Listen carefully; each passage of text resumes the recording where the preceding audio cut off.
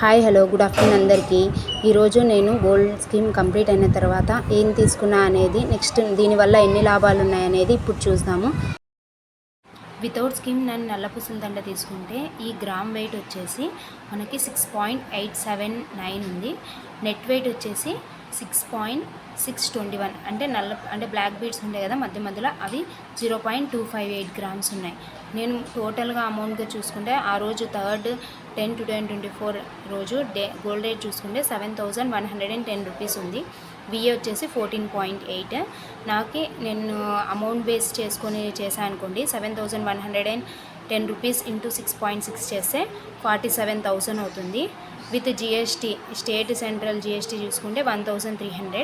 టోటల్గా చూసుకుంటే నేను స్కీమ్ లేకుండా మామూలుగా అది బ్లాక్ బీడ్స్ తీసుకోవాలి అనుకుంటే ఇది గ్రామ్ వెయిట్, ఇది net weight, next VA charges, GST ఇవన్నీ కలుపుకొని నేను ఎంత కట్టాలంటే 54,344. ఇది వితౌట్ స్కీమ్ తీసుకుంటే. అదే ఇప్పుడు చూడండి, ఇక్కడ నేను వితౌట్ స్కీమ్ తీసుకుంటే 54,344 అవుతుంది. అదే నేను విత్ స్కీమ్లో తీసుకున్నాను కాబట్టి నాకు ఎంత బెనిఫిట్ వచ్చింది అనేది ఇప్పుడు చూద్దాము. నేను విత్ స్కీమ్లో తీసుకున్నాను కాబట్టి సేమ్ ఎంతైతే net weight gram wait same ఉంటుంది. నేను మంత్లీ ఎంతైతే పే చేశాను అంటే 3,000 పే చేశాను. అది కూడా మనము ఎప్పటికైనా కానీ అమౌంట్ బేస్ చేసుకోకూడదు, వెయిట్ బేస్ చేసుకోవాలంటే ఇప్పుడు మనం ఈరోజు కట్టిన వెయిట్కి ఇంత అనే అమౌంట్ అనేది పక్కన పెట్టేస్తారు. నెక్స్ట్ అట్లనే 11 మంత్స్ తీసేస్తే నాకు వెయిట్ బేస్ వచ్చేసి 5.311 వచ్చింది. కాబట్టి నేను అమౌంట్ బేస్ తీసుకోలేదు, వెయిట్ బేస్ తీసుకున్నాను. అదే నేను అమౌంట్ బేస్ తీసుకున్నాను అనుకోండి, ఆ లాస్ట్ మంత్ 3,000 ఇంటూ 11 చేశా అంటే 33,000. ఆ రోజు గోల్డ్ రేట్ వచ్చేసి 7,100. అంటే అప్పటికి నాకు ఎంత వస్తుంది, 4.6 వస్తుంది. అంటే వెయిట్ బేస్డ్ బెస్టా గ్రామ్ బేస్డ్ బెస్టా అనేది మీరే చూసుకోండి. ఇప్పుడు నేను ఇది అమౌంట్ బేస్ కాబట్టి 4.6 వచ్చింది, వెయిట్ బేస్ కాబట్టి 5.3 వచ్చింది. దాంట్లోనే మనం క్యాలిక్యులేట్ చేస్తే దగ్గర 1 గ్రామ్ అనేది ఎక్కువనే వచ్చింది. అంటే 5.3 మైనస్ 4.6 చేసామనుకోండి, 1 గ్రామ్ అనేది ఎక్స్ట్రా వచ్చేసింది. అప్పుడే మనకి 7,000 ఎక్స్ట్రా మనకి ఈజీగా వచ్చేసింది అనేది చూసుకోవచ్చు.